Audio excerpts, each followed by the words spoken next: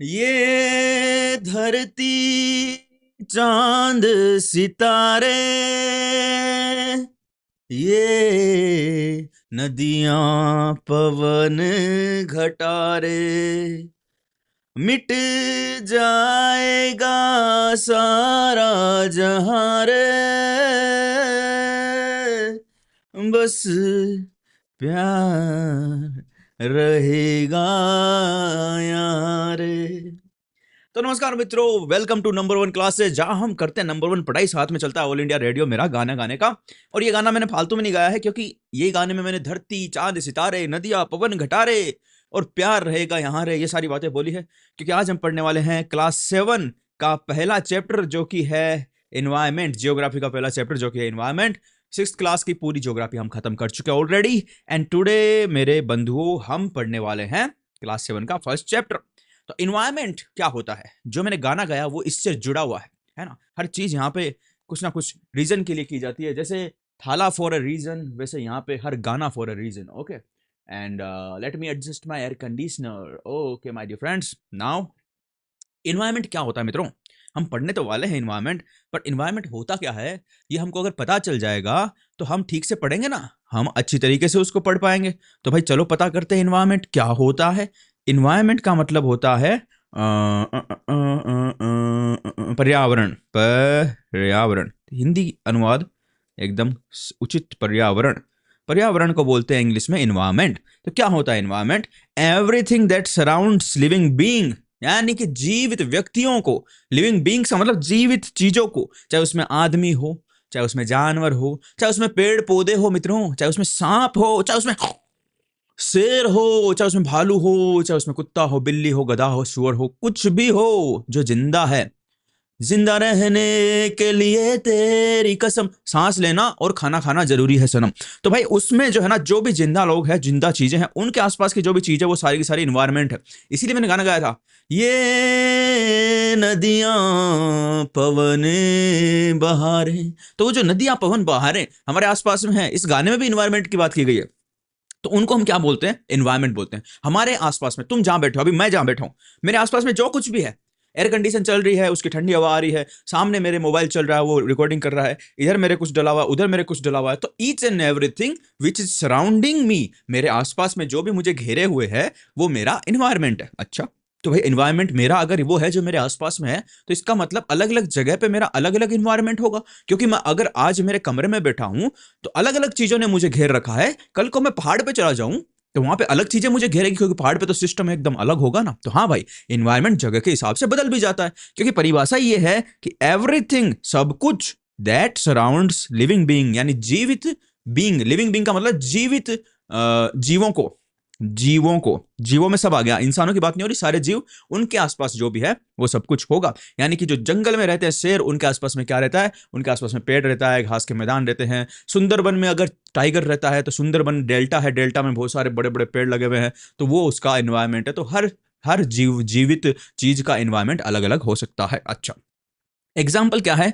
Places, people, things and nature. क्या क्या आता है एनवायरमेंट में? एनवायरमेंट में ना सिर्फ नेचुरल चीज आती है, नेचुरल का मतलब जो भगवान ने बनाई, जैसे कि नेचर वाली चीज, जैसे पेड़ पौधे हो गए, है ना, पहाड़ हो गए, तुम्हारे आसपास में कहीं पहाड़ है, तुम पेड़ पौधे के पास खड़े तो पेड़ पौधे तुम्हारा इन्वायरमेंट हो गए। घास के मैदान में खड़े तो घास आसपास की भगवान ने बनाई, वो तुम्हारा इन्वायरमेंट हो गई। वही तो नहीं आता है, बल्कि उसके साथ में प्लेसेस भी आते हैं। तुम किस जगह पे रहते हो, that also creates your environment. Delhi में रहते हो तो तुम्हारा इन्वायरमेंट बहुत ही खराब हुआ है। क्यों? क्योंकि because you are living in a place which is the most polluted capital of the world. तो भाई साहब, जहां पे तुम रह रहे हो, उस दिल्ली में रहने की वजह से तुम्हारे आसपास का इन्वायरमेंट इतना खराब है, इतनी गर्मी है, प्रदूषण ये है, तो वो प्लेस भी तुम्हारे इन्वायरमेंट में इंक्लूड होगा, वो सारी बिल्डिंगें भी तुम्हारे इन्वायरमेंट में इंक्लूड होगी, वो सारी फैक्ट्रियां भी तुम्हारे इन्वायरमेंट में इंक्लूड होगी, जो गाड़ियां आसपास से निकल रही है, जो लोग आसपास से निकल रहे हैं, वो भी तुम्हारे इन्वायरमेंट में इंक्लूड होंगे। जो ऊपर तुम्हारे फ्लाईओवर है, जो तुम्हारे आसपास में जो गार्डन है, वो गार्डन भी उसमें होंगे, पार्क है, वो पार्क भी उस इन्वायरमेंट में इंक्लूड होंगे, उस वातावरण में सम्मिलित होंगे। उन पार्कों में जो लोग घूम रहे हैं वो भी उस इन्वायरमेंट में सम्मिलित होंगे। यानी कि सब कुछ मित्रों, मेरा प्यारा भाई बहनों, जैसा कि मैंने आपको बताया, क्या आपके आसपास में जो कुछ भी होगा वो आपके एनवायरनमेंट में शामिल समझा जाएगा। तो भाई ये हो गया, ठीक है। देखो, ये तो हो गया क्या, कि जो भी आपको सराउंड करे, जो भी आपके आसपास में वो सब इन्वायरमेंट है, उसमें जगह भी आती है, उसमें लोग भी आते हैं जो आपके आसपास हो, उसमें चीजें भी आती है जो आपके आसपास हो। चीजें मतलब बिल्डिंग हो गई, गाड़ी हो गई, ट्रक हो गया, बस हो गई, जो भी चीज आसपास में हो। और नेचुरल जो चीजें हैं जैसे कि पेड़ पौधे हो गए, गार्डन हो गए, और नदियां हो गए आसपास, नेचुरल नदी भी, तो वो सब इन्वायरमेंट में शामिल होंगे। और इन्वायरमेंट जो है ना मित्रों, वो ऐसा भी हो सकता है कि वो नेचुरल चीजों का और ह्यूमन मेड फिनोमिना का कॉम्बिनेशन हो, यानी कि आदमी जो काम किए, आदमी ने जो कांड किए, आदमी ने जो चीजें बनाई, आदमी ने जो सिस्टम बनाए, मनुष्यों ने जो सिस्टम बनाए, ह्यूमंस ने जो फिनोमिना बनाए, उनका और नेचुरल चीज का मिक्सअप हो। जैसे कि एक शहर है, ठीक है, उस शहर में बिल्डिंगें किसने बनाई? आदमी ने। रोड किसने बनाई? आदमी में। लेकिन हो सकता है कि वो शहर बनने से पहले वहां पे बहुत सारे पेड़ हो जिनको काटा नहीं गया हो, और उस शहर के साथ ही उनको इंक्लूड कर लिया, तो वो पेड़ भी वहां पे रहेंगे, ठीक है।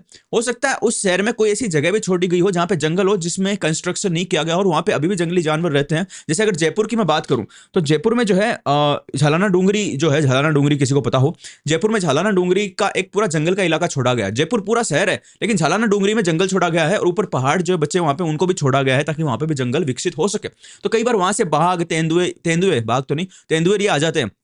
तो वो क्या हो रहा है कि वहां पे वो जयपुर में मेन मेड चीजें भी हैं, और वहां पे झालाना डूंगरी फैली हुई है, तो वहां पे नेचुरल चीज भी है, और दोनों का एक मिक्सअप हो गया। तो इन्वायरमेंट दोनों का मिक्स भी हो सकता है ना, रिमिक्स भी हो सकता है। अच्छा, तो ये हो गया भाई इन्वायरमेंट क्या है, हमने ये समझा। अच्छा जी, और इसको मिटा दूं मैं। ये जो पीडीएफ है ना, जो पीडीएफ भाई साहब आज से मैंने सोचा मैं पीडीएफ से पढ़ाऊं तुमको, जो तुम मजा आया थोड़ा सा। तो देखो यहाँ पे हमने कुछ पिक्चर्स भी बनाई है। ये पीडीएफ तुमको मिल जाएगी, कहाँ पे मिल जाएगी? टेलीग्राम चैनल पे, जिसका लिंक दिया हुआ है डिस्क्रिप्शन में, free of cost for all. अच्छा जी, देखो कंपोनेंट्स ऑफ इन्वायरमेंट अगर हम देखें, इस चित्र के माध्यम से हम समझने का प्रयास करें मित्रों, तो देखो नेचुरल कंपोनेंट में क्या क्या होगा?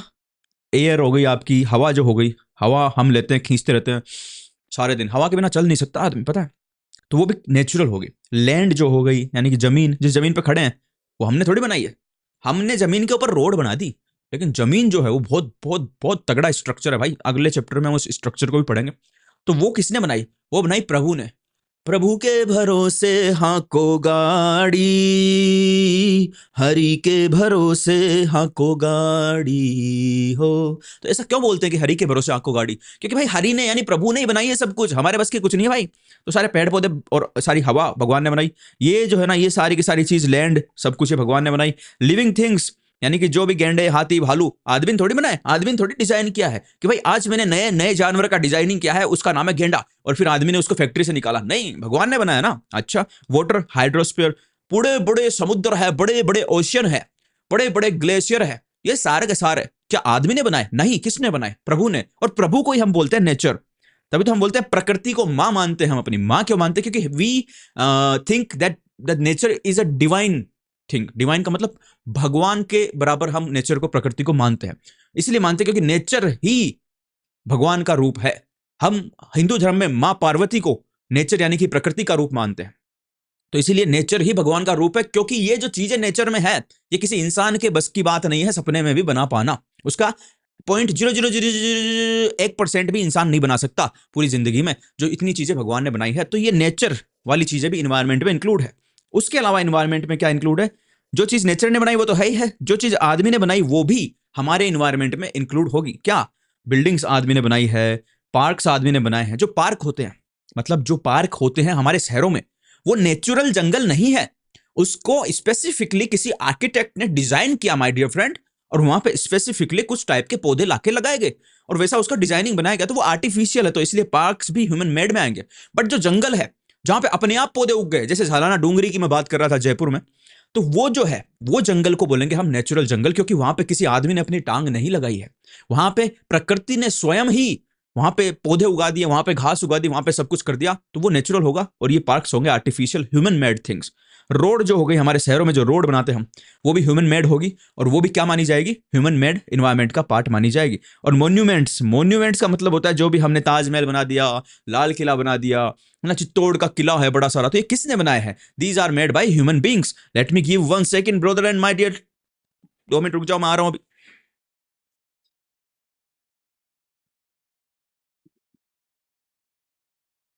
हाँ तो मित्रों, जो ये ह्यूमन इन्वायरमेंट का पार्ट हो गया, ठीक है, नेचुरल थिंग्स देख ली, ह्यूमन थिंग्स देख ली। अब जो दो चीज हो गई, एक तो जो चीज नेचर ने बनाई वो इन्वायरमेंट का पार्ट है, ठीक है। दूसरी चीज जो इंसानों ने बनाई वो भी इन्वायरमेंट का पार्ट है। तीसरी जो बहुत सरप्राइजिंग थिंग मैं तुमको बताने वाला हूं, बहुत आश्चर्यजनक बात बताने वाला हूं, कि जो काम आदमी करते हैं धरती पे वो भी उनके इन्वायरमेंट का पार्ट है। मतलब क्या? मतलब ये कि भाई देखो, एक आदमी जो है ना वो भी इन्वायरमेंट का पार्ट है। फिर उस आदमी ने शादी की, बच्चे किए, है ना, माँ बाप उसके उनके साथ रहता है, तो एक फैमिली बनाई, एक ग्रुप बनाया। एक आदमी था, केवल एक आदमी। जानवरों में ये सिस्टम नहीं होता। इन्वायरमेंट क्यों बोल रहे हैं इसको? क्योंकि जानवरों में ये सिस्टम नहीं होता। जानवरों में क्या होता है, कुत्ते के पिल्ले हुए, बड़े हुए, भाग गए अपने अलग अलग, कहीं पे कोई किधर घूम रहा है, कोई किधर घूम रहा है। कोई एक कम्युनिटी वाला सेंस उनमें नहीं है, ठीक है, एकता वाला सेंस उनमें नहीं है। लेकिन हम इंसान ही ऐसे हैं जो एक होके रहते हैं और फिर मूंड भी फोड़ते हैं, वो अलग चीज है। लेकिन हम फैमिली बनाते हैं, हम एक ग्रुप बनाते हैं, हम एक कम्युनिटी बनाते हैं, हम एक विलेज बनाते हैं, हम एक सिटी बनाते हैं, हम एक देश बनाते हैं। ये कौन बना सकता है? We the people of India नहीं, we the people of world. इंसान कहीं के भी हो, लेकिन ये सारे काम वो करते हैं। तो ये एक ह्यूमन इन्वायरमेंट का पार्ट हो गया। तो यही है कि इंडिविजुअल यानी एक आदमी भी इन्वायरमेंट का पार्ट है, उसने पूरी फैमिली बनाई वो भी है, और पूरी की पूरी जो कम्युनिटी है। चालू कहां से होता है मित्रों? चालू कहां से होता है? चालू एक आदमी से ही होता है सिस्टम। एक आदमी होगा, फिर वो बच्चे करेगा, पूरी मेहनत करेगा, मेहनत कर करके प्रोडक्शन करेगा, उसके 2 बच्चे होंगे, एक बीवी होगी, माँ बाप होंगे, तो ये एक पूरी फैमिली बनेगी। फिर ऐसी बहुत सारी फैमिली एक एक गांव में, एक शहर में होगी, तो वो पूरी पूरी कम्युनिटी बन जाएगी। फिर वो बहुत सारी कम्युनिटी होगी, वो जुड़ के पूरा का पूरा स्टेट बन जाएगा। फिर बहुत सारी स्टेट होगी, वो जुड़ के पूरा का पूरा देश बन जाएगा। तो this is also the part of our environment. ये भी मित्रों हमारे वातावरण का, पर्यावरण का एक भाग है। तो 3 भाग मैंने बताए। नेचुरल मेड थिंग्स, जिसमें जंगल, जमीन, पानी, ये सब आ गए। ह्यूमन मेड थिंग्स, जिनमें कि इंसानों द्वारा बनाई गई चीजें, उनमें आ गई building, road, park, etcetera etcetera. और तीसरा खुद ह्यूमन, खुद इंसान, उसमें इंडिविजुअल इंसान भी आएगा, उसकी फैमिली भी आ गई, उसके सारे के सारी जो कम्युनिटी बनाई वो भी एक तरीके से इन्वायरमेंट के कंपोनेंट्स में आ गए, यानी पर्यावरण के घटकों में आ गए। घटकों में नहीं दिखा तुमको? दिखेगा, देखो देखो, पर्यावरण के घटकों में आ गए। अच्छा, तो चलो चलते हैं हमारी नेक्स्ट स्लाइड में और देखते हैं भैया। ये स्लाइड जो तुमको मिल जाएगी ब्रदर, टेंशन मत लेना, ये क्लास खत्म होने के एक आधे घंटे बाद में, जो नीचे लिंक दिया हुआ है नंबर 1 क्लासेस के टेलीग्राम चैनल का, you can get it there brother.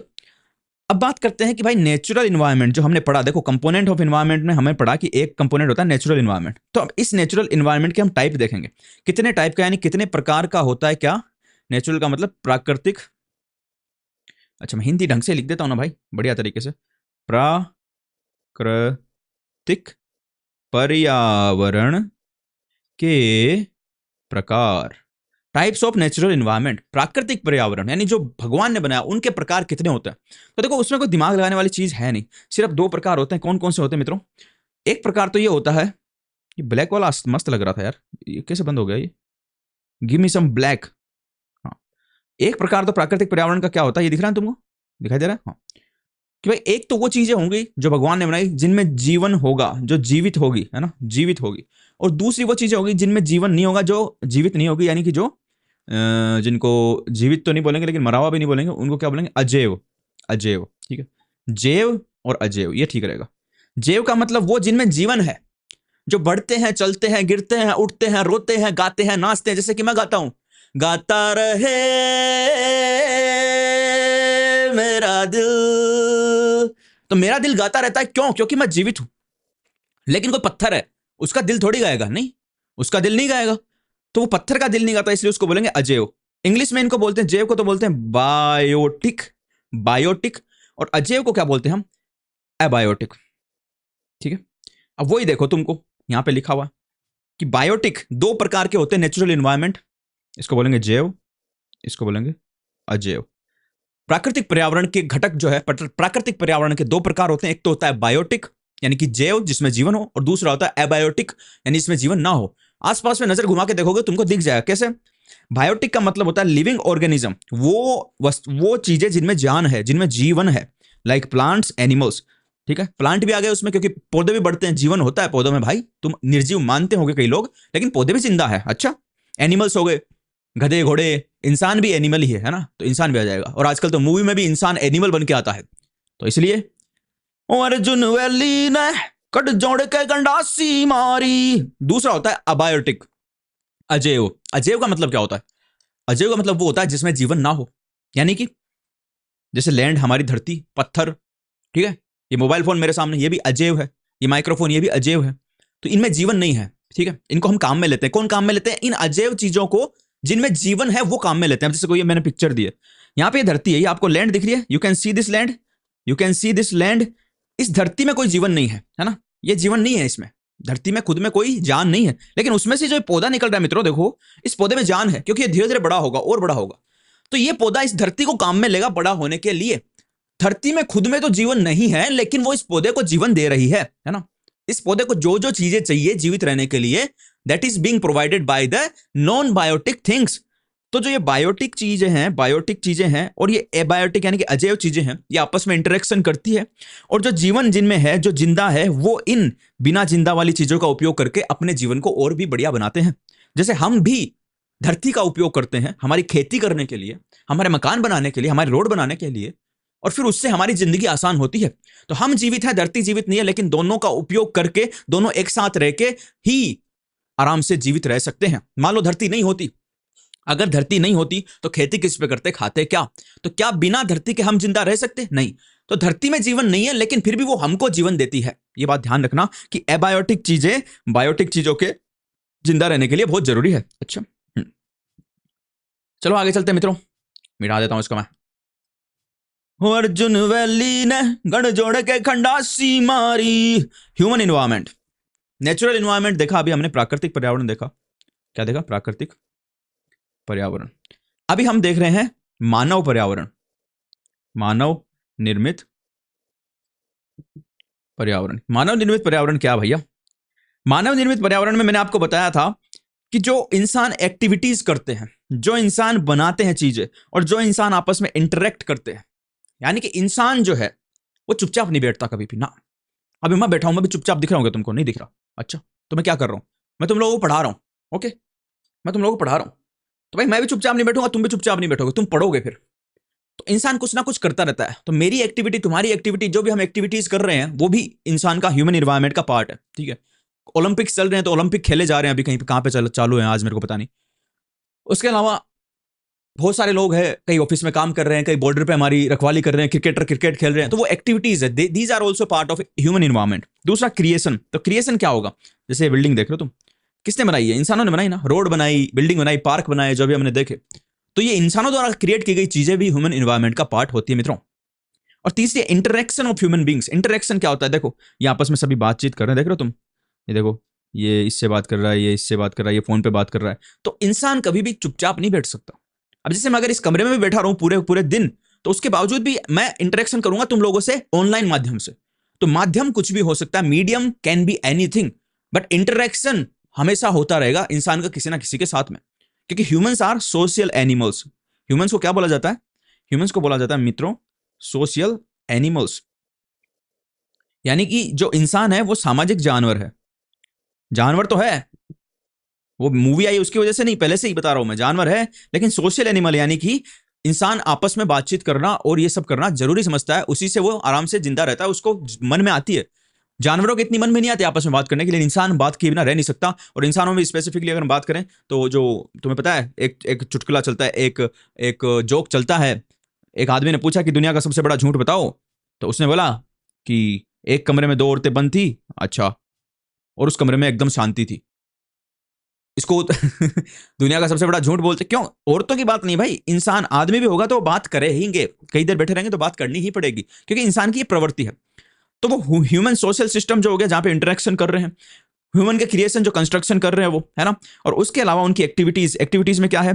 देखो ये पेड़ काट रहे हैं, ये खान चला रहे हैं, ठीक है, ये कंपोस्टिंग कर रहे हैं, ऑफिस में काम कर रहे हैं, ये सारी एक्टिविटीज। तो ये तीनों चीजें मिलकर क्या बनाते हैं? ये बनाते हैं ह्यूमन इन्वायरमेंट, मानवीय पर्यावरण। ओके, अच्छा जी।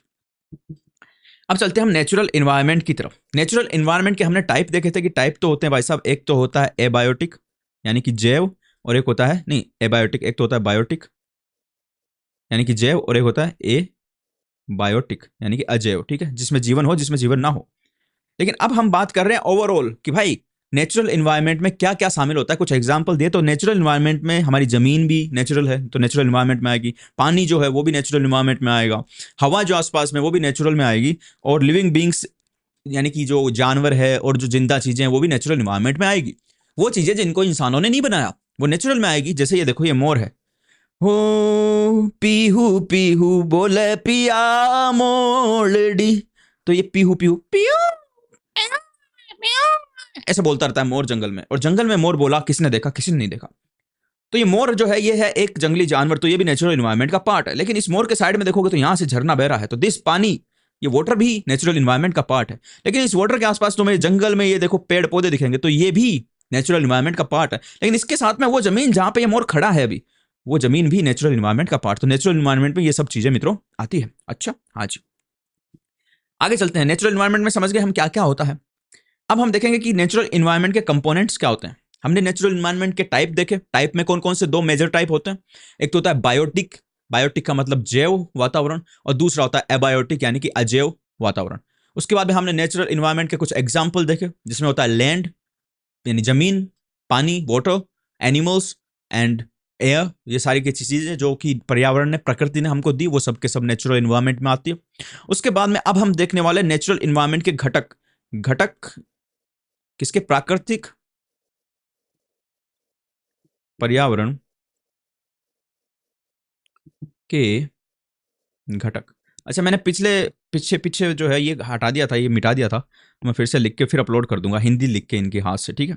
तो प्राकृतिक पर्यावरण के घटक क्या क्या होते हैं, तो तुम देखोगे कि जो हमारा प्राकृतिक पर्यावरण है वो 3 घटकों में टूटा हुआ है, जो मैं पहले ही बता चुका था। कि एक तो हमारा एटमॉस्फेयर है, यानी कि जो हवा हम लेते हैं, पूरा का पूरा हवा में जो वातावरण हमारे आसपास में है, वो प्राकृतिक पर्यावरण का यानी कि नेचुरल इन्वायरमेंट का एक कंपोनेंट है।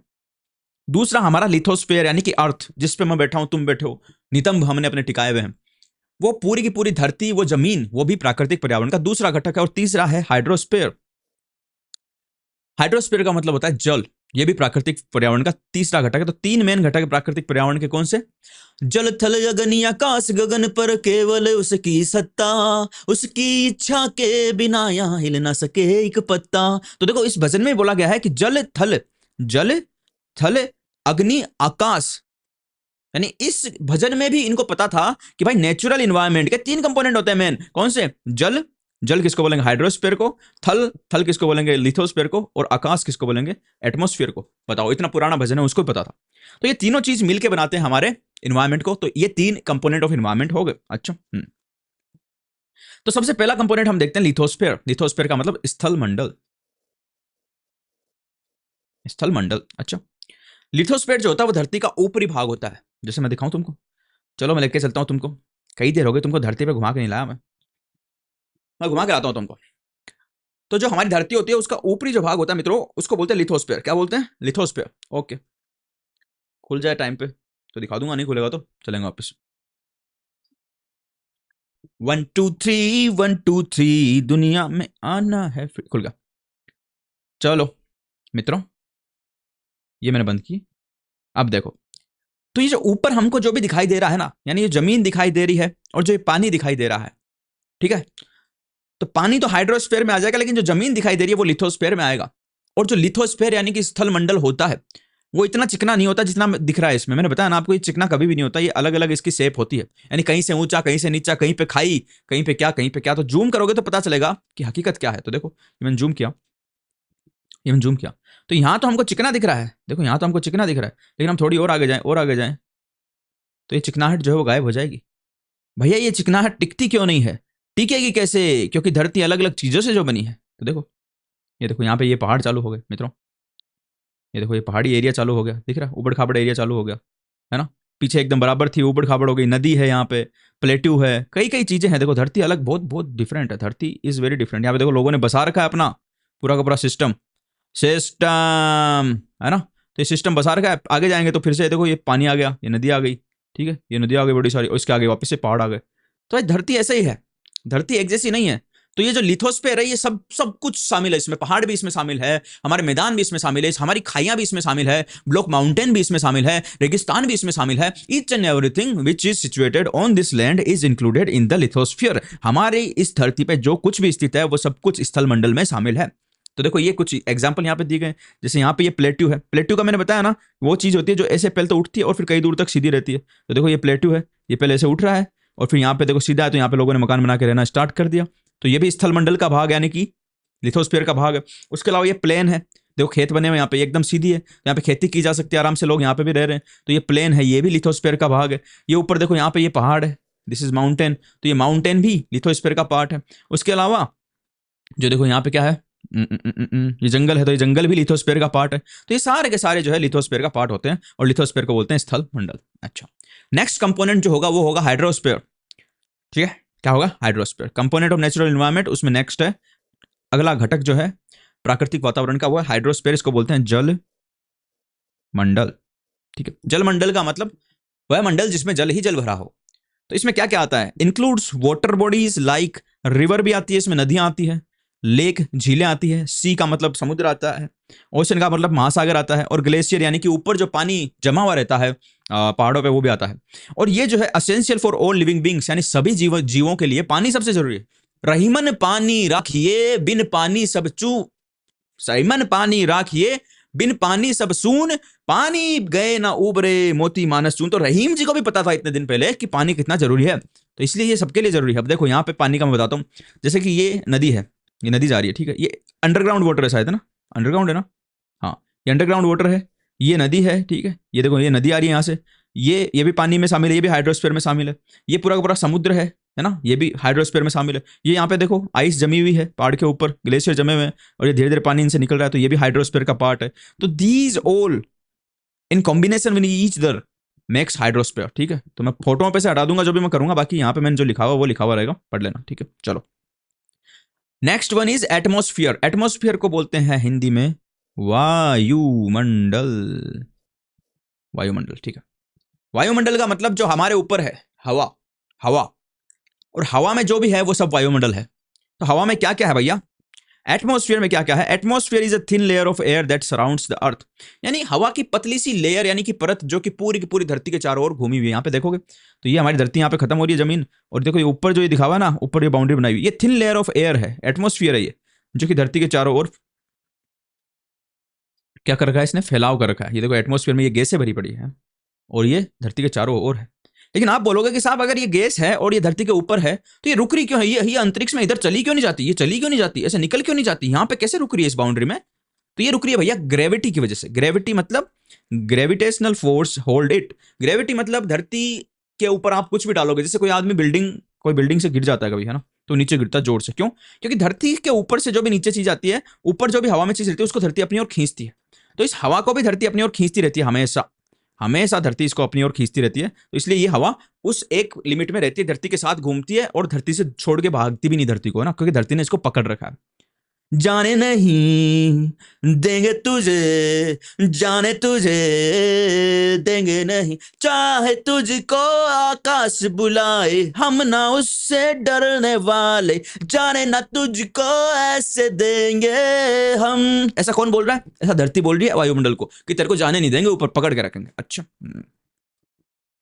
उसके अलावा ये वायुमंडल जो है, इसमें गैसें तो सारी है ही, ऑक्सीजन इसमें है, जो ऑक्सीजन हम बाबा रामदेव वाली करते हैं, उसमें जो ऑक्सीजन मिलती है वो कहां से आ रही है? वो ऑक्सीजन कहां से आ रही है मित्रों? वो वायुमंडल से आ रही है। तो वायुमंडल उसके लिए जरूरी है। दूसरा, जो सूरज से भयंकर यूवी रेज आती है, कौन सी रे आती है? एक तो ये देखो नॉर्मल रे है ना, और एक खतरनाक वाली, देखो नीली लेता हूं इसको मैं, ये आती है यूवी रे। और भाई ये यूवी रे भी सूरज से निकलती है। ये अगर सीधी पड़ जाए कोई पे तो उसको स्किन कैंसर हो सकता है, उसका डीएनए में क्या आ सकती है? डिफॉर्मिटी आ सकती है, डीएनए खराब हो सकता है, भारी भारी बीमारियां हो सकती है। तो यही इसी वायुमंडल में हमारा एक ओजोन लेयर नाम की एक चीज होती है, जो इसको रोक लेती है, इस यूवी किरणों को रोक लेती है, ताकि ये धरती पे इंसानों पे आके ना लगे और इंसान बीमार ना हो, है ना। तो ये कौन रोकता है? वातावरण, बीमार ना हो। वातावरण में ओजोन लेयर है वो रोकती है, तो इसलिए वातावरण हमारे ये काम भी आता है। दूसरा, protects from harmful rays and heat of sun. तो ना सिर्फ सूरज की भयंकर गर्मी से हमें बचाता है वातावरण, बल्कि यूवी रेज से बचाता है। अब गर्मी से कैसे बचाता है? देखो यहाँ पे जैसे बादल हो गए वातावरण में, है ना, तो बादल होते तब क्या करते हैं? वो रोक लेते हैं ना सूरज की धूप को, तो इससे हमें गर्मी से भी बचाव मिलता है। वातावरण में जब आंधी उड़ती है तो आंधी की जो धूल के कण होते हैं वो क्या करते हैं? सूरज की रोशनी को रोक लेते हैं, इससे भी हमें ठंडक का एहसास होता है। जो वायुमंडल है उसमें बहुत सारी गैस होती है, डस्ट होती है, धूल होती है, और वाटर वेपर भी होती है। यानी देखो गैस तो ये है ही, गैस तो दिखेगी नहीं। धूल जब उड़ती है, आंधियां देखी होगी, अगर राजस्थान साइड में रहते हो तो बहुत आंधियां देखी होगी जिंदगी में। तो एक ऊपर वाली आंधी बोलते हैं, भाई ऊपरी पहाड़ चाल रही है, हम बोलते हैं यहाँ पे ऊपरी पहाड़ चाल रही है आज तो ऊपरी पहाड़ का मतलब कि जो धूल के छोटे छोटे कण वो आकाश में बहुत ऊपर तक उठ चुके हैं, और हमें आकाश के ऊपर भी एकदम पीला पीला सब कुछ दिख रहा है। और जब वो ऊपरी पहाड़ वाली आंधी दूर से आती दिखती है तो भाई बहुत डरावनी लगती है, ऐसा लगता है कि और क्या आ रहा है ये, ये तो मतलब सब कुछ निकल जाएगा, और फिर वो सारे फैल जाती है। और फिर चाहे तुम कितना ही कमरा गेट बंद कर लो, कमरा बंद कर लो, कुछ ही कर लो भाई, यहाँ पे ये सिस्टम है कि वो घर के अंदर घुसी जाती है। हर चीज पे तुम्हारे कंप्यूटर, मोबाइल, सब कुछ ऐसे धूल से ढके हुए मिलेंगे तुमको, तो डेली साफ करने पड़ते हैं, बड़ी समस्या रहती है। तो वो भी वातावरण का ही पार्ट है, गैसेस भी वातावरण का ही पार्ट है। और वाटर वेपर यानी कि जो भाप है, वाष्प, पानी की भाप, वाष्प जो कि उड़ के फिर जिसके बादल बनते हैं। बादल किसके बनते हैं कि धरती पे जो पानी रहता है वो इवेपोरेट होके यानी वाष्पीकृत होके अंतरिक्ष में जाता है, ऊपर वायुमंडल में जाता है, और फिर ऊपर वायुमंडल में ठंडा रहता है मौसम ऊपर से, तो फिर उसके बादल बन जाते हैं। और ज्यादा ठंडा होता है तो फिर वो कंडेंस होके उसकी बारिश हो जाती है। और बारिश हम टोटल पढ़ेंगे, टेंशन मत लेना, अभी तो हम सिर्फ ओवरव्यू ले रहे हैं, अभी तो 7th क्लास में ब्रो। सब कुछ आएगा जो तुम यहाँ पे पढ़ रहे हो ना, छोटी छोटी चीजें, छोटी छोटी मगर मोटी बातें, वो अगली क्लास में पूरी की पूरी फिर से पढ़ेंगे हम डिटेल में। ये इसी तरीके से बनाया गया है, तभी मैं 6th क्लास से स्टार्ट किया, ताकि जिसने नहीं पढ़ी वो एकदम एकदम धीरे धीरे फाउंडेशन समझे, फिर आगे जैसे जैसे चलेंगे यही चीजें एडवांस लेवल पे और आएगी तो ज्यादा समझ में आएगी। अब मित्रों, मैंने एक चीज बहुत पहले तुमको बताई थी, बहुत पहले, बहुत पहले तुमको बता मैं चुका था कि जहां पे लिथोस्फेयर, एटमॉस्फेयर और हाइड्रोस्फेयर मिलते हैं उसको बोलते हैं बायोस्फेयर। ये मैं बता चुका था तुमको, है? तो देखो ये जगह जो है ना, this place brother, this place is called biosphere. Why? Because यहाँ पे लिथोस्फेयर, एटमॉस्फेयर और हाइड्रोस्फेयर तीनों मिल रहे हैं, और तीनों का कॉम्बिनेशन जहां होता है मित्रों, ये लिथोस्फेयर है, ये एटमॉस्फेयर है, ये हाइड्रोस्फेयर है, तीनों का कॉम्बिनेशन जहां होता है उस जगह को बोलते हैं biosphere. What we call it my dear friends? Biosphere. And biosphere को बोलते हैं हिंदी में, what we call in Hindi, we call it जैव मंडल। ठीक है, जैव मंडल। तो जो जैव मंडल होता है उसी में जीवन रहता है, इसीलिए इसको जैव मंडल बोलते हैं। क्योंकि जब हमको हवा मिलेगी, जब हमको पानी मिलेगा, और जब हमको धरती मिलेगी, हमको यानी इंसानों को भी और बाकी सभी जानवरों को भी, जब उनका हवा मिलेगा, पानी मिलेगा, धरती मिलेगी, तभी वो जिंदा रह सकते हैं। जिंदा रहने के लिए तेरी कसम, एक बायोस्फेयर जरूरी है सनम, एक बायोस्फेयर जरूरी है सनम। हाँ जरूरी है, बहुत जरूरी है, इसके बिना नहीं रह सकते। चाहे ये हाथी हो बड़ा सारा, इसको भी पीने के लिए पानी चाहिए, खाने के लिए घास वास चाहिए तो वो जमीन पे मिलेगी, खड़ी रहने के लिए भी जमीन चाहिए, और सांस लेने के लिए, अनुलोम विलोम करने के लिए इसको हवा भी चाहिए। तो इसको बोलेंगे बायोस्फीयर। सभी जीवन जहां भी मिलेगा वो बायोस्फीयर में मिलेगा। और बायोस्फीयर में, अरे भाई कैसे क्यों कर रहे हो, बायोस्फीयर में जो जीवन मिलेगा मित्रों, वो ना सिर्फ जानवर मिलेंगे हमको, यानी इंसान भी जानवर है, इंसान को भी जानवरों में समझ लेना तुम, ना सिर्फ जानवर हमको मिलेंगे बल्कि पेड़ पौधे भी मिलेंगे। तो बायोस्फीयर के दो पार्ट होते हैं, क्या? एक तो एनिमल किंगडम और एक प्लांट किंगडम, यानी जहां पे पेड़ पौधों ने राज किया हुआ वो तो हो गए प्लांट किंगडम, और जहां पे करते हैं हमारे एनिमल्स राज, है ना, अर्जुन वैली ने, तो वो उसको बोलेंगे एनिमल किंगडम। अच्छा, तो ये कंपोनेंट ऑफ नेचुरल एनवायरनमेंट में हमने कौन कौन से कंपोनेंट पढ़े, एक बार फिर से हम क्या रिवाइज कर लें? बिल्कुल करो ब्रदर। हमने जो पढ़ा था वो पढ़ा था हमने लिथोस्फीयर, एक पढ़ा था हमने एटमॉस्फेयर, एक पढ़ा था हमने हाइड्रोस्फीयर, और इन तीनों का जो कॉम्बिनेशन कहीं पे आता है वो बायोस्फीयर बन जाता है। हमने ये सारी चीजें बच्चे पढ़ी थी, ठीक है, ओके। चलो नेक्स्ट पे चलते हैं। अभी भाई हमने इन्वायरमेंट समझ लिया क्या होता है, हमने इन्वायरमेंट के कंपोनेंट समझ लिए क्या होते हैं। Now we will understand what is ecosystem. तो देखो इसमें लिखा हुआ है सिस्टम। एल्विस भाई के आगे कोई बोल सकता है क्या? नहीं बोल सकता। तो एल्विस भाई का जैसे सिस्टम चलता है ना, वो सिस्टम एल्विस भाई का खुद का नहीं है भाई, उसने उठाया है धरती को देख के, प्रकृति को देख के। तो यहां पे भी एक सिस्टम चलता है, उसको बोलते हैं इकोसिस्टम। इकोसिस्टम, इको जो है ना, वो इको शब्द कहां से आया? ये इको शब्द निकल के आया इकोलॉजी से, यानी कि पर्यावरण। इकोलॉजी पर्यावरण को ही बोलते हैं, ठीक है, उसी से निकल के आया ये इको। और सिस्टम यानी कि प्रकृति का, हमारी प्रकृति माता का, हमारे पर्यावरण का, उसका क्या भैया सिस्टम है? क्या उसका सिस्टम है? ये मेरे बाल एकदम सेट नहीं रहते, पता नहीं क्या। तो वो जो हमारे पर्यावरण है उसका क्या सिस्टम है? ये भाई इतना बड़ा पर्यावरण जो है, इतने जंगल है, ये नदियां पवन घटारे, तो ये जंगल है, नदियां है, पवन है, बहारे हैं, ये जानवर है, इतने सारे जंगलों में। अफ्रीका में जाओगे तुम्हें इतने जानवर मिलेंगे, इतने जानवर मिलेंगे भाई साहब। तो ये पूरा सिस्टम कैसे चल रहा भाई? यहां पे एक छोटी सी साइकिल किसी के बिना नहीं चलती, उसको चलाने के लिए भी कुछ चाहिए, और यहां पे इतना बड़ा सिस्टम चल रहा है, इतने सारे जानवर रह रहे, इतने पौधे उग रहे हैं, इतना पानी आ रहा है, सारा काम अपने आप कैसे हो रहा भाई? तो इसको बोलते हैं इकोसिस्टम। इकोसिस्टम में सारा काम अपने आप नहीं होता, बल्कि प्रकृति ने, हमारे भगवान ने, प्रभु ने, उन्होंने कैसे डिजाइन किया हुआ सिस्टम को कि भाई एक चीज जो यहां पे रहती है वो दूसरी की मदद करती है, फिर वो दूसरी इसकी मदद करती है, फिर ये दोनों मिलकर किसी तीसरे की मदद करते हैं, वो तीसरा इन दोनों की मदद करता है, फिर ये चौथे की मदद करते हैं। इस तरीके से सिस्टम डिजाइन किया हुआ है कि एक दूसरे की मदद करना इनको जिंदा रहने के लिए जरूरी रहता है। ठीक है, तो ये खुद जिंदा रहने के लिए कुछ ऐसे काम करते हैं जिससे दूसरे की अपने आप मदद हो जाती है। ऐसा सिस्टम बनाया हुआ, तो उसी को बोलते हैं हम इकोसिस्टम। तो इकोसिस्टम क्या है मित्रों? इकोसिस्टम को बोलते हैं इसका मैं हिंदी कर लेता हूं, सॉरी मेरे को हिंदी इसकी मैं नहीं देख पाया। Late me give 1 second brothers, I will do it right now for you. भाई कर ले। पारिस्थितिकी तंत्र, हाँ जी। तो इकोसिस्टम को जो मित्रों बोलते हैं हिंदी में, वो बोलते हैं पारिस्थितिकी तंत्र। पूरा का पूरा एक तंत्र है। क्या है ये? है भाई म्यूचुअल रिलेशन बिटवीन, यानी कि दो अलग अलग कोई है, उनके बीच में एक म्यूचुअल रिलेशन, दो अलग अलग के बीच में म्यूचुअल रिलेशन, यानी कि सामूहिक रिलेशन का। किस चीज का संबंध? म्यूचुअल रिलेशन का मतलब होता है सामूहिक संबंध। किस चीज का? लिविंग ऑर्गेनिज्म के बीच में, यानी दो जानवर है, इंसान और जानवर है, या जानवर और जानवर है, या फिर इंसान और इंसान है, उन दोनों के बीच में कोई ऐसा संबंध, और between organism and their surrounding, और कोई जिंदा चीज है और उसके आसपास में कोई चीज है, उनके बीच में संबंध, जो रिलेशन होता है उसको इकोसिस्टम बोलते हैं। अब आप बोलोगे संबंध संबंध तो बता दिया, कैसा संबंध? जैसे देखो मैं बताता हूं तुमको कि इकोसिस्टम में ये भी मान सकते हो, जैसे एक गाय है, वो देती है दूध, है ना, और वो दूध देती है इंसानों को। इंसान उससे दूध लेते हैं, फिर वो उसको चारा देते हैं। क्या देते हैं? चारा। तो ये एक सिस्टम, छोटे लेवल पे इकोसिस्टम समझ लो कि गाय इंसान को दूध दे रही है और वो उसको चारा दे रहा है, यानी वो उसको कमाई में, उसका रिलेशन किसके लिए? कि वो दूध का रिलेशन है, उसको दूध देगी, उसको कमाई होगी और वो उसको खाना देगा, तो इससे दोनों का काम चलेगा। तो ये एक सिस्टम बन गया ना, ये इसको दूध देती रहेगी, ये इसको चारा देता रहेगा, ये सिस्टम चलता रहेगा। किस वजह से चल रहा है ये? क्योंकि इसको दूध की जरूरत है, इसको चारे की जरूरत है। ठीक है, अच्छा। दूसरी देखना चीज, जो हाथी होते हैं, हाथी, है ना, वो बहुत सारे ऐसे पौधे होते हैं बहुत जल्दी उगते हुए, है ना, बहुत जल्दी उगते हैं।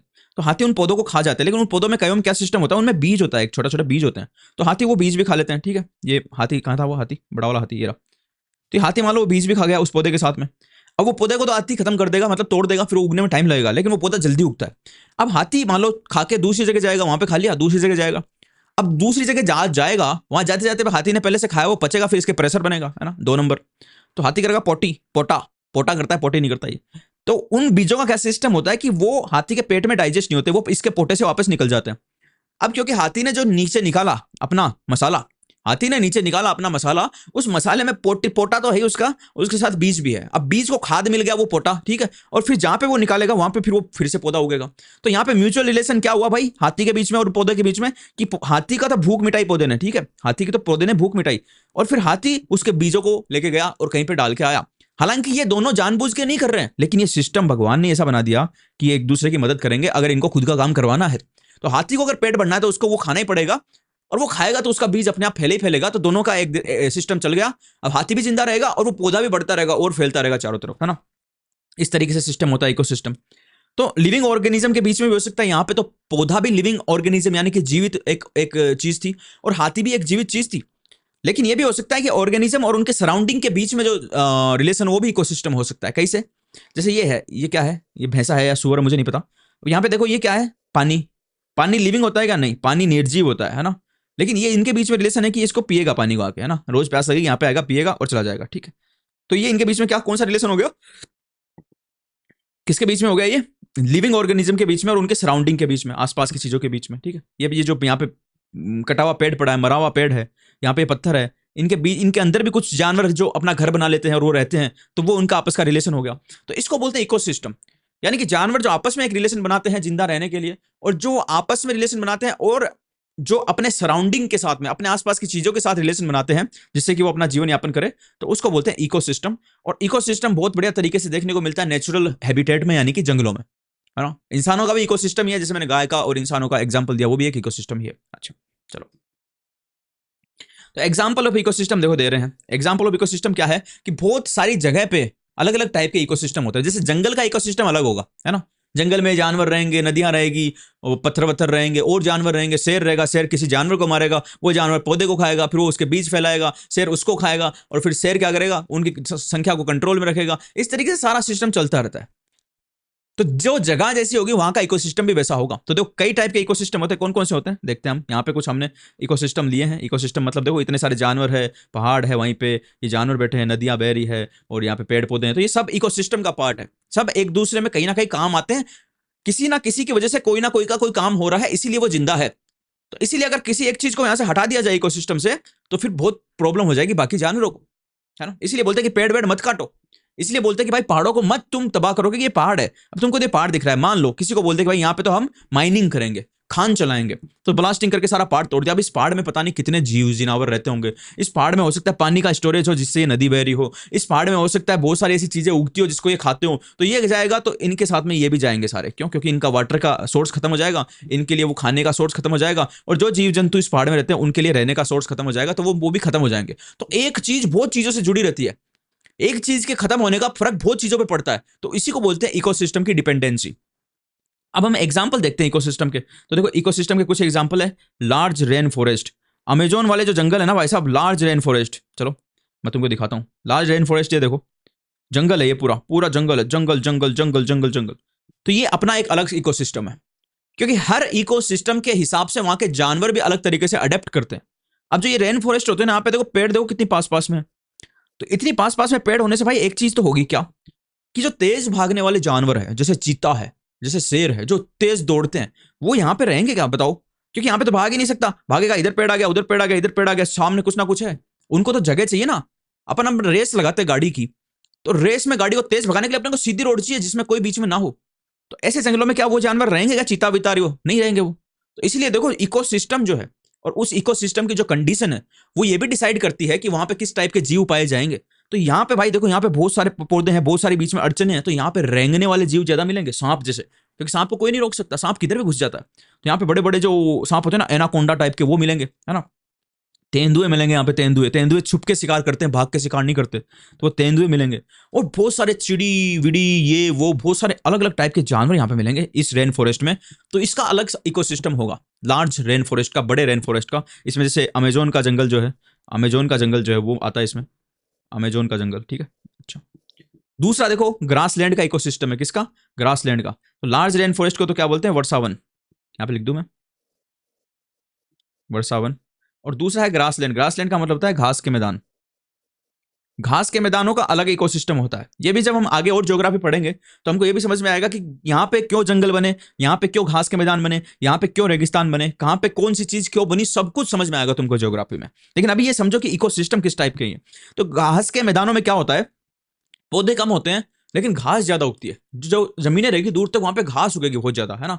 तो इन घास के मैदानों में देखो शेर चीते ये भी पाए जाते हैं। क्यों? क्योंकि मैंने बताया यहाँ पे पौधे कम होते हैं और लंबी दूरी तक सीधी जमीन होती है, दिखता रहता है, तो वो आराम से भाग सकते हैं यहाँ पे। यहीं पे ये जिराफ विराफ टाइप के भी मिलेंगे, जो बड़े बड़े जानवर जो बहुत घास खाते हैं, क्योंकि घास के मैदानों में उनको खाने के लिए बहुत बढ़िया चीज मिलेगी। तो उन जानवरों का डेवलपमेंट यानी विकास भी वहीं हुआ, क्योंकि वो ऐसे इकोसिस्टम पे डिपेंड थे, तो इसलिए वो यहीं रहते हैं। वो इस घास पे डिपेंड है, ये घास उन पे डिपेंड है। वो इस घास को खाएंगे, खा के आगे जाके वो बीज बीज निकालेंगे तो घास और उगेगी। तो सारा आपस में एक दूसरे से डिपेंडेंट होते हैं। तीसरा है जो है वो डेजर्ट यानी रेगिस्तान। ये एग्जाम्पल है इकोसिस्टम के, अलग अलग इकोसिस्टम है ये। तो रेगिस्तान का अपना अलग इकोसिस्टम है। यहाँ पे भैया है ही नहीं कुछ, नहीं कोई पेड़, नहीं कोई पौधा, नहीं और कुछ। तो यहाँ पे वो जानवर तो बिल्कुल नहीं रह सकते जिनको ज्यादा पानी पीने की जरूरत होती है। जैसे मैं हूं, मैं ऐसा जानवर हूं जिसको बार बार में पानी पीने की जरूरत पड़ती रहती है, इसलिए मैं पूरा पूरा जग रखता हूं मेरे साथ। तो क्या मैं रेगिस्तान में रह सकता हूँ? भाई तुम तो राजस्थान में रहते हो, तुमने बताया। हाँ मैं राजस्थान में रहता हूँ, लेकिन पूरा राजस्थान रेगिस्तान नहीं है ना, और रेगिस्तान हो तो भी कोई दिक्कत नहीं, मेरे को तो पानी मिल रही है। लेकिन जानवरों की बात करें, उनके घर, हर घर नल से जल थोड़ी आता है, जानवरों के नहीं आता ना, तो वो कैसे जिंदा रहेंगे? तो इसलिए यहाँ पे ऐसे जानवर मिलेंगे जो कम पानी में रह सकते हैं। एक चूहा होता है भाई साहब रेगिस्तान में, एक चूहा, स्पेशल चूहा होता है वो 2-3 महीने बिना पानी पिए रह सकता है। यहाँ पे रेप्टाइल्स मिलेंगे, रेंगने वाले जानवर, सांप वाप यहाँ पे बहुत मिलता है। एक जो राजस्थान का रेगिस्तान है ना, उसमें एक सांप मिलता है पीवड़ा। उस सांप के बारे में ये बोला जाता है कि वो रात को आता है, रात को तुम सोते रहोगे ना, वो रात को आएगा, तुम्हारी छाती पे बैठेगा और तुम्हारी सांसें, सांसों में जहर घोल देता है। वो सांसें पी जाता है, ऐसे बोलते हैं। तो इसलिए उसको पीवड़ा सांप बोलते हैं, बहुत खतरनाक होता है वो। तो ऐसी चीजें यहाँ पे मिलेगी। क्यों मिलती है ऐसी चीजें यहाँ पे? क्योंकि यहाँ का इकोसिस्टम ही ऐसा। तीसरा देखो माउंटेन्स का इकोसिस्टम। अब माउंटेन का इकोसिस्टम भाई साहब, ऊंचे ऊंचे पहाड़ है, तो नॉर्मल जानवर, हाथी रह सकेगा क्या माउंटेन में? पहाड़ों के ऊपर हाथी रह सकेगा ना? हाथी का इतना वजन है, वो चढ़ ही नहीं सकेगा। तो यहाँ पे कैसे चीजें मिलती है? यहाँ पे माउंटेन लायन मिलते हैं, हिम तेंदुआ मिलता है, उनके पैरों में ग्रिप आती है, वो पहाड़ों पे चढ़ सकते हैं। यहाँ पे बकरियां मिलती है, बकरी भाई साहब इतनी इतनी गजब चीज होती है। बकरी तुमको पता है ऐसी जगह पे चढ़ जाती है जहां पे तुम्हें लगेगा ही नहीं कोई चढ़ सकता है। बकरी की ग्रिप बहुत खतरनाक होती है, तो पहाड़ों पे वो मिलते हैं। इस तरीके के जानवर यहाँ पे मिलेंगे इस इकोसिस्टम में, है ना। ठीक है, उसके बाद में ये देखो रिवर, रिवर भी अपने आप में एक इकोसिस्टम है। रिवर यानी नदी। तो नदी तुमको लग रहा है पानी है, नहीं भाई, उसके अंदर पता नहीं कितने टाइप के जानवर रह रहे हैं, उनकी दुनिया ही वो है, वो नदी ही उनकी दुनिया है। दैट इज आवर इकोसिस्टम, ऐसे बोल रहे ना वो। जैसे गंगा की डॉल्फिन है ना, गंगा में एक डॉल्फिन रहती है, वो अंधी होती है। डॉल्फिन यानी मछली, वो गंगा के पानी में मिलती है क्योंकि उसको साफ पानी चाहिए, है ना। तो वो कहाँ मिलती है? गंगा के पानी में, क्योंकि गंगा का पानी मीठा और बिना खारा पानी चाहिए उसको, साफ पानी। तो वो गंगा के पानी मिलती है, तो वो गंगा का पानी ही उसका इकोसिस्टम हो गया। घड़ियाल, जैसे चंबल के घड़ियाल, है ना, चंबल नदी में घड़ियाल पाए जाते हैं। घड़ियाल मतलब ऐसे सीधे मुंह वाले, वो क्या बोलते हैं उसको, मगरमच्छ, है ना, उनका पतला सा मुंह होता है। तुमको दिखाऊंगा मैं घड़ियाल, मैं दिखाई देता हूँ तुमको। घड़ियाल को क्या बोलते हैं, हिंदी में लिख दूं, दिखाता हूं तुमको। तो वो घड़ियाल जो है वो चंबल के पानी के आसपास ही पाए जाते हैं, क्योंकि वही उनका इकोसिस्टम है मित्रों। घड़ियाल देखो, ये होता है घड़ियाल, ये होता है, देखो इसका पतला सा मुंह है, दिख रहा है तुमको? खुल जा भाई, ये देखो इसका पतला सा मुंह है ना। ये चंबल के पानी में मिलती है, समुद्र में नहीं मिलते। और कुछ ऐसे मगरमच्छ भी होते हैं जो खारे पानी के ही होते हैं, वो केवल समुद्र में ही रह सकते, तो उनका इकोसिस्टम क्या होगा? ओशियन, समुद्र। इन घड़ियालों का इकोसिस्टम क्या होगा? इनका ये पानियों का नदियां। तो हर जानवर का इकोसिस्टम अलग होता है, और हर जगह के हिसाब से वहां का इकोसिस्टम अलग होता है, हर जगह की कंडीशन के हिसाब से वहां का इकोसिस्टम अलग होता है। जो हमने इकोसिस्टम कुछ देखे, हमने जो कुछ इकोसिस्टम देखे मित्रों, उनमें से थे कौन कौन से? एक तो रेन फॉरेस्ट थे, लार्ज रेन फॉरेस्ट, ग्रासलैंड थे, घास के मैदान थे, डेजर्ट यानी रेगिस्तान थे, माउंटेन थे यानी कि पहाड़ थे, और उसके अलावा नदियां थी। ये हमने कुछ एग्जाम्पल देखे। अच्छा चलो, अब हम लास्ट में देखते हैं ह्यूमन इन्वायरमेंट। चैप्टर हमारा यहाँ पे शायद खत्म होने वाला नहीं, अभी होगा। ह्यूमन इन्वायरमेंट देखते हैं। हमने नेचुरल इन्वायरमेंट पढ़ लिया, पूरा का पूरा पढ़ लिया। नेचुरल इन्वायरमेंट के कंपोनेंट हमने सारा पढ़ लिया, है ना। और नेचुरल इन्वायरमेंट के एग्जांपल्स भी हमने पढ़ लिया, इकोसिस्टम हमने पढ़ लिया। अब ह्यूमन इन्वायरमेंट देखते हैं कि इंसानों ने अपना जो अलग से एक इन्वायरमेंट को डिस्टर्ब करके अपना एक अलग इन्वायरमेंट बना लिया, उसमें क्या हुआ है। तो देखो पहले क्या होता था, पहले ये देखो, ये जंगल है, तुमको दिख रहा है ना यहाँ पे, ये देखो ये जंगल है, और ये हमारे पुराने आदमी बैठे हैं, जो पुराने आदमी चड्डी वड्डी भी नहीं पहनते थे वो, है ना। देखो ये ऐसे ही बैठे, नंगा ही घूम रहा है, क्योंकि उस टाइम पे सब नंगे घूम रहे थे, तो किसी को शर्म नहीं आती थी। तो ये कैसे रहते थे? इनको जो जंगल में मिल गया वो खा लेते थे, आग जलाते थे, और वही चीज खा के और काम अपना कर लेते थे। देखो इनके घर भी, खुद ने घर भी नहीं बनाए, बड़ी बड़ी बिल्डिंगें भी नहीं बनाई। देखो ये पूरा इधर भगवान ने कोई एक गुफा बनाई है ना, प्रकृति ने गुफा बनाई, उसी में रह लेते थे। और इधर देखो हाथी वाती घूम रहे हैं आराम से, ये इनको कुछ सेट नहीं है, ये अपना रह रहे हैं, वो हाथी अपना रह रहे हैं। तो ये प्रकृति के साथ मिलके रहते थे। और जब प्रकृति के साथ मिलकर रहोगे तो फिर प्रकृति को नुकसान नहीं पहुंचेगा, तो वातावरण, वहां का पर्यावरण एकदम अच्छा रहेगा मित्रों। लेकिन फिर नए आदमी ने क्या किया, मॉडर्न आदमी ने क्या किया, उसने देखो क्या कर दिया सारा सारा। देखो ये कितना अच्छा लग रहा है, आंखों को भी देखो कितना अच्छा लग रहा है देखने में, हरा भरा, उधर हाथी घूम रहे हैं, इधर गुफा में रह रहे हैं आराम से, खुले गगन के नीचे, कोई झंझट नहीं, 9 से 5 ऑफिस नहीं जाना, यूट्यूब पे आके लाइव क्लास नहीं लेनी, कुछ नहीं भाई, टेंशन फ्री जिंदगी एकदम मस्त। फिर क्या किया इंसानों ने? अपने लालच और अपनी आवश्यकताओं की पूर्ति के लिए वो जंगल वंगल काट दिए। देखो ये सारे हरा भरा जंगल काट दिया, रोड बना दी, गाड़ियां बना दी जो पीछे से पोल्यूशन करती है ना, मकान बना दिए बड़े बड़े, इधर और गाड़ियां चल रही है, फैक्ट्रियां बना दी, ये सारा काम कर दिया इंसानों ने। ठीक है, तो ये इंसानों ने प्राकृतिक इन्वायरमेंट को, नेचुरल इन्वायरमेंट को डिस्ट्रक्शन करके, उसका विनाश करके अपना एक अलग इन्वायरमेंट यहां पे क्रिएट कर लिया। जो जंगल पहले पौधों का जंगल हुआ करता था, उसको कंक्रीट का जंगल बना दिया इंसानों ने। अच्छा, तो ये लिखा हुआ यहां पे, humans interact with and modify the environment, यानी कि आदमी जो है वो इन्वायरमेंट यानी वातावरण, पर्यावरण के साथ में इंटरेक्ट यानी कि वो भी करता है। इंटरेक्शन का मतलब होता है हिंदी देखने तो मुझे यार, बहुत सारे शब्दों की हिंदी याद नहीं आती। चल जा भाई। इंटरेक्शन का मतलब होता है मेरे इसने बताया नहीं।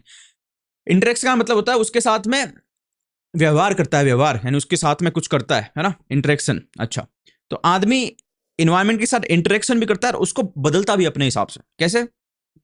पहले वाले जो आदमी थे वो इन्वायरमेंट के हिसाब से रहते थे, यानी वो जैसी प्रकृति थी उस प्रकृति के हिसाब से खुद को ढालते थे, है ना कि अपने हिसाब से प्रकृति को ढालते थे। ये देखो अब जैसा इनको मिला वैसी चीजें खा रहे हैं आराम से, जिनको गुफा मिली तो गुफा में रह रहे हैं, जिनको पहाड़ मिले वो पहाड़ में रह रहे हैं, जिनको और कुछ मिला वहां पे रह रहे हैं। तो जैसा प्रकृति उनको देती थी उसी हिसाब से वो रहते थे। लेकिन अब वाले इंसानों ने किया क्या? Modern humans are changing environment because of their demands and greed. यानी वो जो पहले वाले हमारे बढ़िया लोग थे, वो तो जैसा उनको कुछ मिल रहा है वैसे ही रहने लग जाते थे, उसके हिसाब से खुद को ढाल लेते। लेकिन अब जो इंसान है उसने अपने हिसाब से इन्वायरमेंट को ढालना शुरू कर दिया। यानी जहां पे गर्मी पड़ रही है तो नॉर्मली क्या प्रकृति चाहती है कि भाई जहां गर्मी पड़ रही है वहां पे कम लोग रहें, जहां बहुत ठंड पड़ रही है वहां पे कम लोग रहें। लेकिन इंसान ने क्या किया, जहां गर्मी पड़ रही है वहां पे देखो क्या कर दिया। देखो गर्मी पड़ रही है, कोई दिक्कत नहीं, हम तो इस जमीन पे भी बड़े बड़े कंक्रीट के जंगल खड़े करेंगे और वो जंगल खड़े करके ये एसी टांग देंगे। ये एसी चाहे बाहर के वातावरण को कितनी गर्म हुआ फेंक फेंक के गर्म कर दो, हम अपने छोटे से कमरे को ठंडा रखेंगे। यानी खुद का एक वातावरण हम क्रिएट कर लेंगे, बाकी वातावरण गया भाड़ में। तो खुद का तो उनका छोटा सा एक कमरा ठंडा हो गया, लेकिन बाकी जो वातावरण है वो गर्म हो जा रहा है, उसमें भयंकर गैसें फैल रही है, और बाकी जो जीव जंतु जो खुले वातावरण में रह रहे हैं उनके लिए प्रॉब्लम हो रही है। इससे इंसानों को फर्क नहीं पड़ता, क्योंकि उन्होंने अपनी डिमांड के हिसाब से, अपने लालच के हिसाब से वातावरण को बदलना स्टार्ट कर दिया। तो देखो कैसे जंगल बना दिया पूरा एयर कंडीशन का। इंसानों ने जमीनें ली और जमीनों पे से जंगल काटे, पूरे के पूरे जंगल काट के जमीनों को सीधा किया, जहां पे पहाड़ वाड़ थे उनको भी काटा, और फिर क्या किया, बड़ी बड़ी मशीनों से खेती करना स्टार्ट कर दिया। तो खुद का तो भाई हो गया काम कि हम तो खेती करेंगे, हमारे को जो खाना है वो मिल जाएगा, हमारे को जो चाहिए वो मिल जाएगा। लेकिन वहां पे जो जानवर रहता था पहले से, वहां पे जो पूरा इकोसिस्टम था उसको तबाह कर दिया, खुद के जरूरत के लिए, खुद के लालच के लिए। पेड़ थे, बहुत सारे पेड़ थे, देखो ये काट रही है, ये बड़ी बड़ी मशीनें, ये पेड़ों को काट दिया, पूरे जंगल को तबाह कर दिया। इस जंगल में इतने सारे जानवर थे, इस जंगल के पीछे पूरा का पूरा इकोसिस्टम था, पूरा खत्म कर दिया। क्यों? खुद के लालच के लिए। जमीनें चाहिए इंसानों को, चाहे तो खेती के लिए चाहिए हो, चाहे मकान बनाने के लिए चाहिए हो, तो लेकिन खुद का लालच है। तो ये सारे काम कर रहा है इंसान, मॉडर्न ह्यूमन। पहले वाला आदमी था कितना अच्छा था, पहले वाला आदमी कितना प्यारा था कि वो जैसे प्रकृति उसको रखती थी वैसे ही रले था। जहां ले चलोगे वहीं मैं चलूंगा, जहां नाथ रख लोगे वहीं मैं रहूंगा, ऐसा सोचता था पुराना आदमी।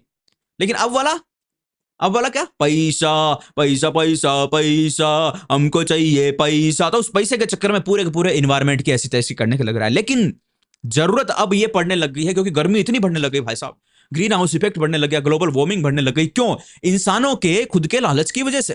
तो अब जरूरत यह है कि ये इंसान इस वातावरण को, इस पर्यावरण को और इस धरती को बचाए। इलोन मस्क जैसे लोग बोल रहे हम मंगल ग्रह पे इंसानों की कॉलोनी बसाएंगे। अरे क्यों बसाओगे? क्योंकि तुम धरती को बर्बाद कर रहे हो भाई साहब। अगर तुम इस धरती को बर्बाद नहीं करो तो ये धरती करोड़ों साल तक कहीं नहीं जाएगी, ऐसे की ऐसी बढ़िया रहेगी, इंसानों को और भी हमारे आने वाले जो आएंगे पीछे जो थे सबको आराम से रखेगी। लेकिन तुमको पता है कि तुम इस धरती को बर्बाद कर रहे हो। डेवलपमेंट के नाम पे कुछ नहीं हो रहा है। डेवलपमेंट के नाम पे क्या हो रहा है मेरे मित्रों? डिस्ट्रक्शन हो रहा है, विनाश हो रहा है। विकास के नाम पे विनाश हो रहा है और कुछ नहीं हो रहा है। पूरी धरती की तबाही की जा रही है। वातावरण टेम्परेचर इस लेवल से बढ़ रहा है कि ऐसे ही बढ़ता रहा तो कुछ दिन बाद में तो ऊपर रहना धरती के मुश्किल हो जाएगा गर्मी में, तो फिर मंगल पे जाना ही पड़ेगा। तो तुम जिस ऑलरेडी जो तुमको मिला हुआ है, मतलब ऑलरेडी जो धरती तुमको मिली हुई है, जहां पे सब कुछ सेट है भाई, जहां पे हाइड्रोस्फीयर है, एटमॉस्फेयर है और लिथोस्फीयर है, पूरा बायोस्फीयर आराम से रह सकते हो, उसको तो तुम बर्बाद कर रहे हो। और मंगल ग्रह जहां पे कुछ भी नहीं है वहां पे तुम जाने की सोच रहे हो, क्योंकि इसको बर्बाद करेंगे फिर वहां जाएंगे। तो भाई इसको बचा लो ना। इतना पैसा जो वहां पे जाने पे खर्च कर रहे हो इसको बचाने पे खर्च करो ना। इतना पैसा जो तुम बर्बाद कर रहे हो उस मंगल ग्रह पे जाने के लिए, यहां पे कम कमा लो थोड़ा। ये डेवलपमेंट, ये बकवास चीजें कम कर दो थोड़ी। लेकिन नहीं, यहां पे बर्बाद करेंगे वहां जाएंगे। और कई लोग तो ऐसा भी बोलते हैं, जो मुझे बहुत आश्चर्यजनक बात, जब मेरे को फर्स्ट टाइम पता चली ना ये बात, मुझे बहुत आश्चर्य हुआ इस बात का। कई लोग बोलते हैं कि इंसान जो है, इंसान, आप भी देख लेना चाहिए, आपको बताऊं, इस धरती से अगर बस इंसान को हटा दो, इंसान को, सिर्फ और सिर्फ इंसान को, ह्यूमन को, हम जैसों को, तो ये धरती करोड़ों साल तक ऐसी रहेगी। और भाई सच बात है, मैंने सोचा इसके बारे में, कोरोना में सोचा मैंने ढंग से कि यार इंसान कोरोना में पैक हो गया था, तो तुम्हें पता है सारी नदियां साफ हो गई थी, प्रदूषण एकदम कम हो गया था, धरती के अंदर जो नॉइज पोल्यूशन है वो कितना कम हो गया था। तो मतलब इंसान को हटा दो तो सारे के सारे जानवर, सारी की सारी चीजें ऐसी है जो कभी भी धरती को नुकसान नहीं पहुंचाती। वो सारे उस धरती के हिसाब से चलते हैं, उस प्रकृति के हिसाब से चलते हैं, और उनकी वजह से प्रकृति को कोई नुकसान नहीं पहुंचता। तो इंसान की वजह से नुकसान क्यों पहुंचता है? तो फिर एक आदमी ने ये थ्योरी दी कि ये इंसान जो है इस ग्रह का है ही नहीं भाई साहब, इंसान धरती का है ही नहीं ना। ये पहले मंगल ग्रह पे रहते थे, उसको इन्होंने तबाह किया पूरा। जो आज कांड करे ना धरती पे, ऐसे कांड वहां पे किए, क्योंकि मंगल ग्रह पे भी अब सबूत हो चुका है, साबित हो चुका है कि जीवन था, पानी था, नदियां बहती थी, सब कुछ था। तो इन्होंने मंगल ग्रह को तबाह किया अपने कांड कर करके, या फिर किसी दूसरे ग्रह पे थे उस ग्रह को तबाह किया, और फिर ये अब धरती पे आए हैं और अभी हजारों सालों से धरती पे रह रहे हैं, और अभी इस धरती को तबाह करेंगे, और इस धरती को तबाह करके फिर दूसरे ग्रह पे जाएंगे, फिर उसको तबाह करेंगे। ऐसा बोलते हैं कई लोग, और मुझे लगा भी ये सही, क्योंकि भाई तुम ही देख लो, इंसान को सिर्फ हटा दो, मनुष्य को सिर्फ हटा दो, तो बाकी सारे जानवर ऐसे हैं जो कोई भी इस धरती को तबाह नहीं करता, बल्कि इसके साथ रहते हैं। वो धरती हरी भरी एकदम शुद्ध पवित्र और साफ रहेगी, वातावरण भी एकदम साफ रहेगा। सिर्फ इंसान हट जाए तो तबाह कौन कर रहा है? इंसान। और कभी भी वो आदमी ही तबाह करता है जो कि दूसरे ग्रह से आया। दूसरा एक और इसका वो दिया जाता है लॉजिक कि इंसान दूसरे ग्रह से आया कैसे। पहला तो ये कि ये तबाह कर रहा है, दूसरा कि भाई धरती पे हर एक जानवर की, जो धरती का जानवर है, हर एक जानवर, चाहे वो सांप हो, चाहे वो हाथी हो, चाहे वो घोड़ा हो, चाहे वो गाय हो, इनकी प्रजातियां मिलती है, प्रजातियां यानी कि स्पीसीज मिलती है। यानी कि भाई सब गाय बहुत बहुत कैटेगरी की गाय होगी, थार पारकर गाय अलग होगी, गिर गाय अलग होगी, है ना, साहिवाल अलग होगी, शेर भी अलग अलग होंगे, अफ्रीकन लायन अलग टाइप के होते हैं, एशियन लायन अलग टाइप के होते हैं, हाथी भी अलग टाइप के होंगे, अफ्रीकन हाथी अलग टाइप के होते हैं, एशियन हाथी अलग टाइप के होते हैं, चाइनीज हाथी अलग टाइप के होते हैं, सांप तो भाई 1000 टाइप के सांप मिलते हैं, 1000 टाइप के चूहे मिलते हैं, 1000 टाइप के कुत्ते मिलते हैं, सबकी प्रजातियां हैं, यानी अलग अलग टाइप है। लेकिन इंसान ही एकमात्र ऐसी चीज है जिसकी प्रजाति नहीं है, जिसका कोई भी टाइप नहीं है। इंसान बस इंसान है। हाँ, काले गोरे हो सकते हैं उसकी वजह से कि वो कहां पे रहते हैं, लेकिन टाइप सबका डीएनए अंदर से चेक करेंगे तो एक ही मिलेगा। तो भाई ऐसा क्यों? अगर इंसान भी इसी धरती की पैदाइश है तो इसकी भी प्रजातियां होनी चाहिए थी, जैसे बंदरों की प्रजातियां होती है आज की डेट में, लेकिन इंसानों की नहीं होती। आप बोलोगे बंदरों से इंसान निकला है, कुछ नहीं भाई साहब, ये गलत है थ्योरी। मतलब आजकल कई लोग बोल रहे हैं कि ये थ्योरी बकवास है, जरूरी नहीं है बंदरों से निकला इंसान। तो इस इंसान की प्रजाति क्यों नहीं है? तो ये सारी चीजें एक ही चीज पे इशारा करती है, हालांकि एग्जाम में लिखने की चीज नहीं, मैं तुमको बता रहा हूं थोड़ी सी लॉजिकल तुम्हारा खोलने के लिए, कि इंसान किसी दूसरे ग्रह से आया है। ये एग्जाम के लिए बिल्कुल भी नहीं है। जो मैंने इंसानों वाली बात की ना, दूसरे ग्रह से आया है ये एग्जाम में मत लिखना, ये किताबों में नहीं लिखी हुई, ये लोगों की थ्योरियां हैं जो किताबों में अभी नहीं आएगी जब तक प्रूफ नहीं हो जाती। तो इंसान किसी दूसरे ग्रह से आया है, उस ग्रह को तबाह करके आया है और इस ग्रह को भी तबाह करने के लग रहा है, और ये चीजें इसका एग्जाम्पल है भाई साहब, ये चीजें एग्जाम्पल है उसका कि कैसे ये तबाह कर रहा है, और ये कर देगा अगर हमने इन्वायरमेंट को नहीं बचाया। तो moral of the story is कि हमें इन्वायरमेंट को बचाने के लिए काम करना पड़ेगा। And the moral of the story, other moral of the story is कि आज की चैप्टर खत्म हो चुका है। ऊपर नंबर 1 जो लिखा हुआ है उसको दबा के सब्सक्राइब कर सकते हो। उधर जो पूरी की पूरी प्लेलिस्ट आ रही है उसमें सारी की सारी ज्योग्राफी देख सकते हो। मजे से ज्योग्राफी मैं इसी तरीके से सिखाता रहूंगा। नेक्स्ट क्लास में नेक्स्ट चैप्टर पढ़ेंगे। Thank you very much for watching the video. See you in the next video. Have a good day. रात को देख रहे हो तो have a good night. Thank you very much.